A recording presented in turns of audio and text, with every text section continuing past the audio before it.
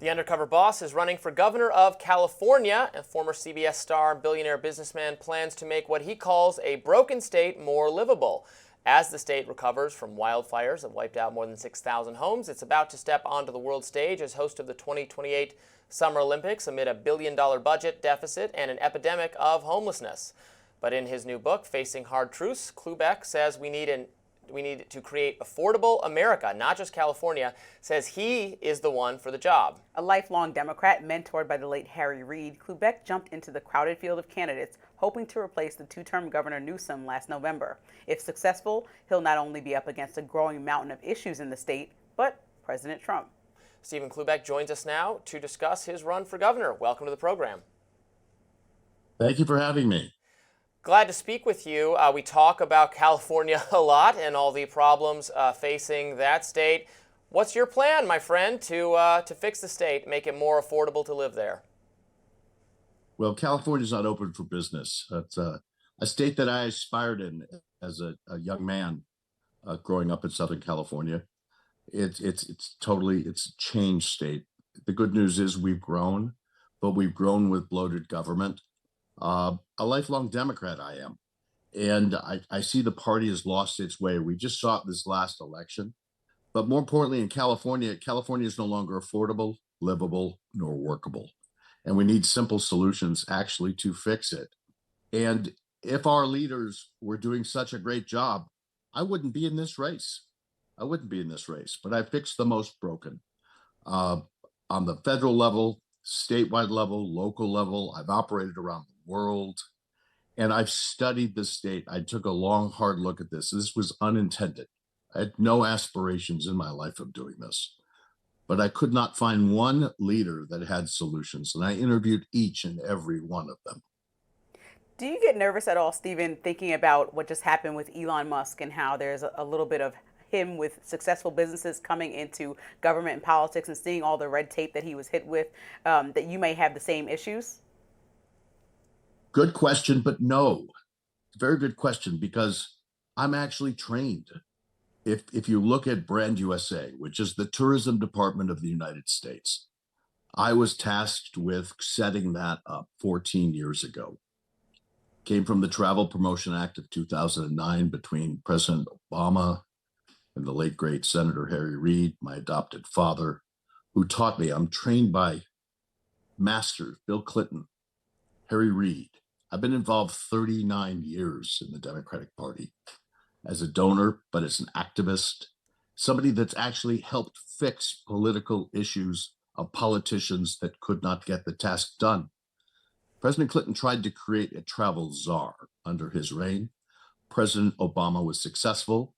With my leadership, I've dealt with bureaucracy.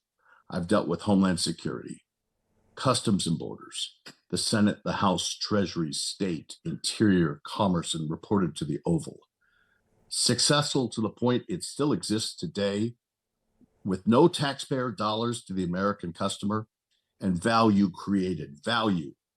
And that's what's an important concept today, because unfortunately, President Trump destroys value. I create value. You could have an opponent running for California governor. It could be Kamala Harris. There's been some speculation that she might seek that job, or she might seek the presidency again. We're not sure. What do you make of Kamala Harris, given that she might be an opponent of yours, her plans for the nation and her campaign? I know Miss Harris.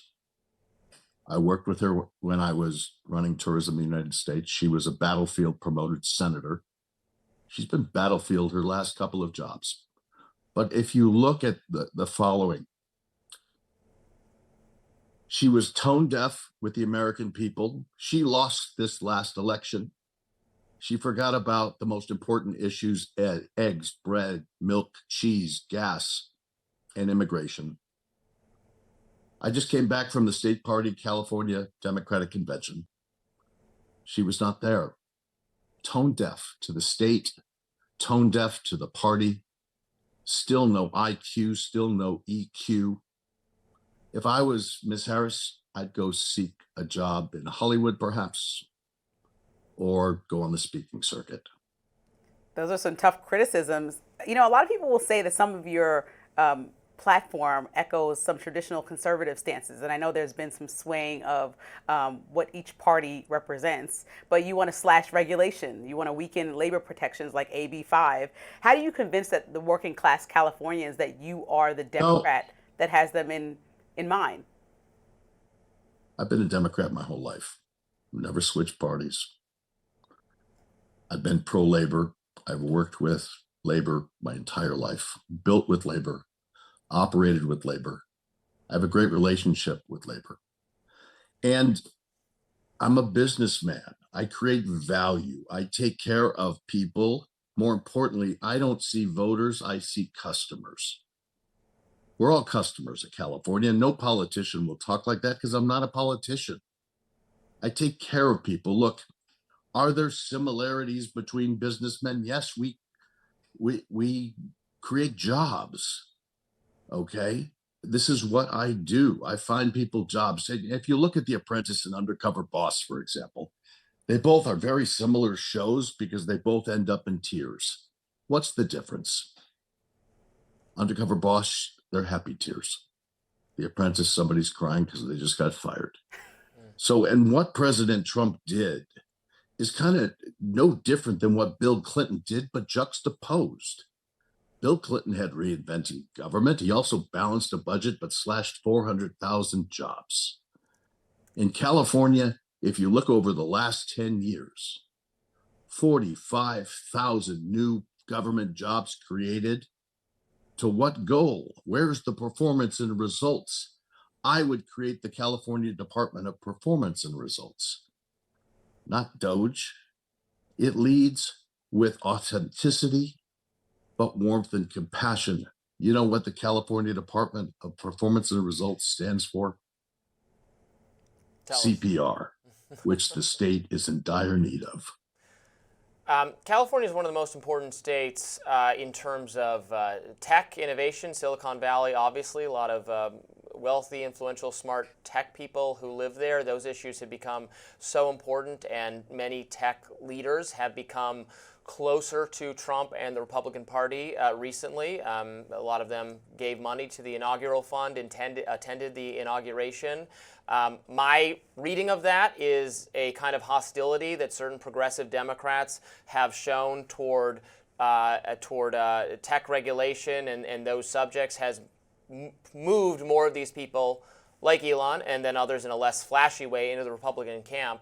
As someone who is a businessman who talks about wanting to create jobs in California, create American jobs, what is your advice for the Democratic Party on if they're going to win back any kind of this expertise and influence?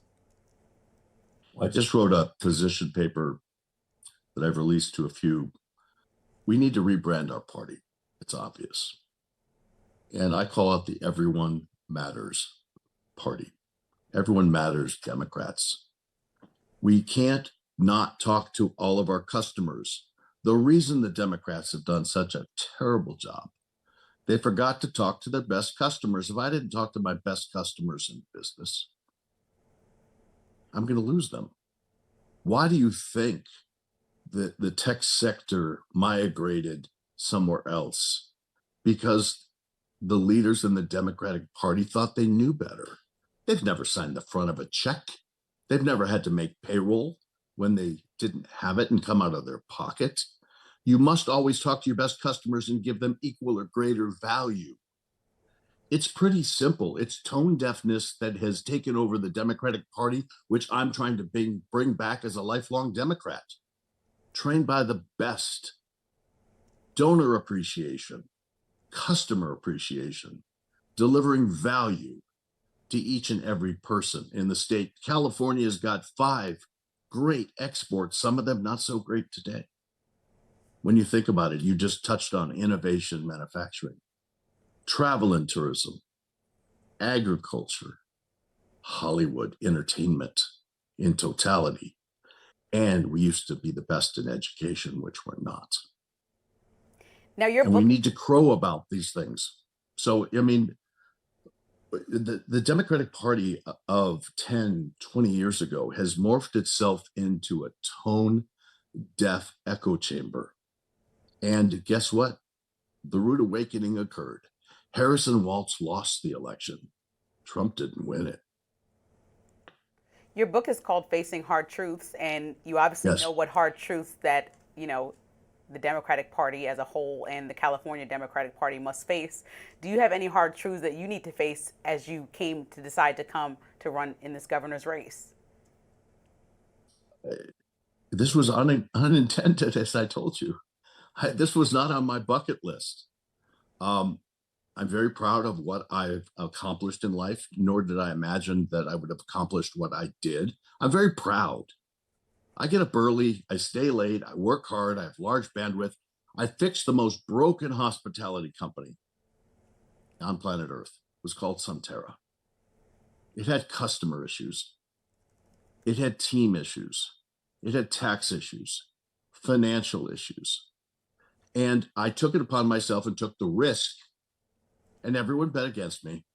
They underestimated. And then I was given the unintended consequence of 08, 09, the financial crisis. And everyone said, I'm broke, everyone's broke. We weathered that storm and bought 10 more companies. And I'm proud of Diamond Resorts and what we created. And we started from nothing and competed against Marriott, Starwood, Hilton, Wyndham, Disney. And the greatest trophy I got was when Marriott copied the way in which we were operating on Wall Street. That was a trophy. But I'm not in it for the trophies. I'm here taking care of my team and my people, and we need to bring that back in California to make California affordable, livable, and workable with proven leaders, proven success. And they say you haven't run for office, Cloobeck. I was appointed to many, federal, state, local. I'm very proud of my accomplishments. The last, changing the name of an airport in Nevada after the late, great Senator Harry Reid. 7 years they tried to do that. I did it in 3 months. I come at solutions based on unification, non-vitriolic language, trying to work out differences, creating jobs for people, helping farm workers, which I've done, and also dealing with business titans at the same time. When I looked and did my due diligence of whether or not I could even accomplish anything by attempting this, I talked to over 300 people in the state of California. And when I saw the head of the farm workers and the CEO of Chevron tell me the same thing, I knew something was absolutely awry and dysfunctional. The question is, can it be fixed? And the answer is yes. Stephen Cloobeck, The answer thank you is so yes, much. with simple solutions. Thank you so much for joining us today to talk about your run for governor. We really appreciate it. I thank you very much. I appreciate your time. We've got a lot more topics to talk about today on Rising. Stay with us.